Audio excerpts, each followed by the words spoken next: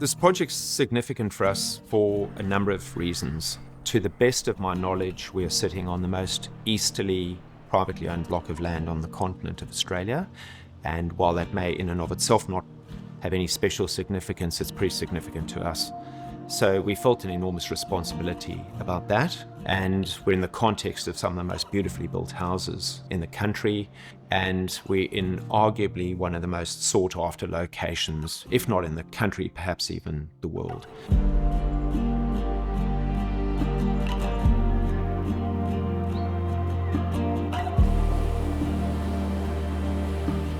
When Chris and I looked at buying this place, I absolutely leapt off into the whole idea because of its position. It's naturally gifted with a whole lot of stuff that's happening here that doesn't happen in many other properties. We're on the crest of a caldera here, of an ancient volcano. We're nestled over, protected from the southerly winds. We're protected from the northerly winds here, and you're facing gun barrel down over the ocean, over Mount Warning, over Mullumbimby, over these beautiful mountain ranges, and orientated to absolutely nail a winter sunset straight in the middle of the building. When I wake up, I begin my search for you. What I found when I came here and we bought the house here was that I would sit out the back of the house and I would just look into the forest out the back, and I could just feel my heart rate just slow right down. So that combination between the water and the green was obviously really special, and hence that being one of the major drivers in the design that we specified with Shaun was to be able to sit here from, a number of vantage points and capture the green with the blue. And Shaun, to his credit, has been able to deliver on that for us.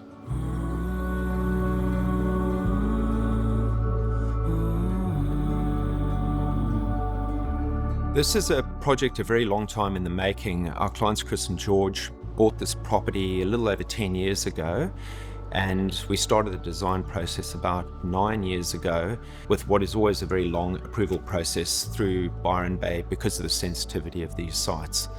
The brief here was to design essentially two co-joined houses that would be used by Chris and George themselves, but then also be shared with the fortunate few who want the absolute best of the holiday and Byron Bay lifestyle that is on offer.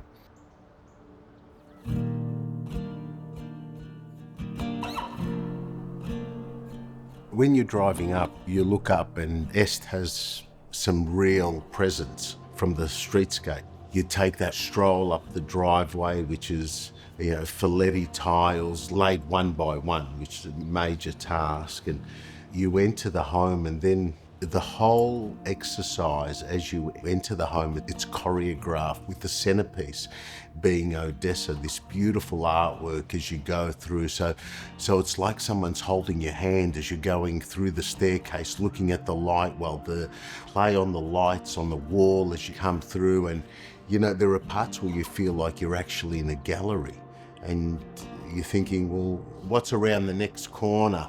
So it's quite a special entry that we've created, which ultimately leads you out to the living here, and that's your first real glimpse of the sea. And then you go up and you enter the resort style setting where you're more than happy to park yourself there for the next 10 days, I suspect.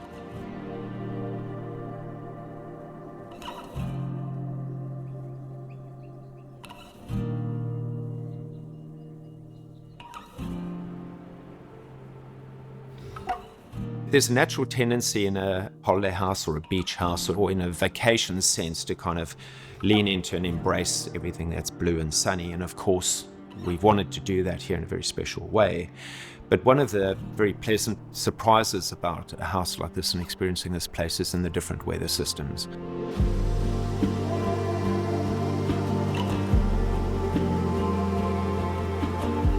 It's really special when it's raining or even storming up here, because we've got these very deep eaves, so we've got these sort of lovely big openings that are protected. So one can actually open the doors and actually enjoy the rain and the sort of theatre and the animation that brings.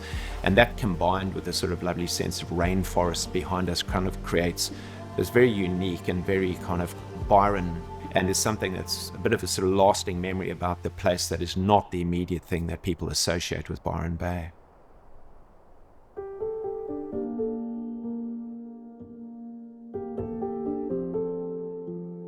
In all of the design work that we do, we sort of jokingly and lightheartedly speak about the holy trinity of materials, being concrete, stone, and timber.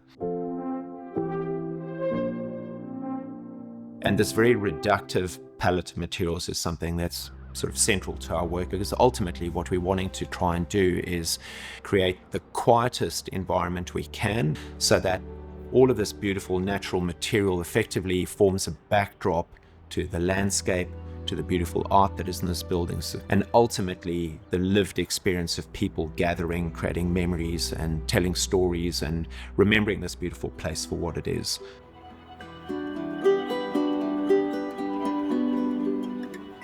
When people come here, I suspect that they're going to feel like it's a really cozy, beautiful, luxurious space that's not stuffy. It's really inviting, like you want to nestle into the couch, peer out to the sea or go up to the pool, have some fun. And it's all of those things that come together that make a holiday or a stay at a place really special.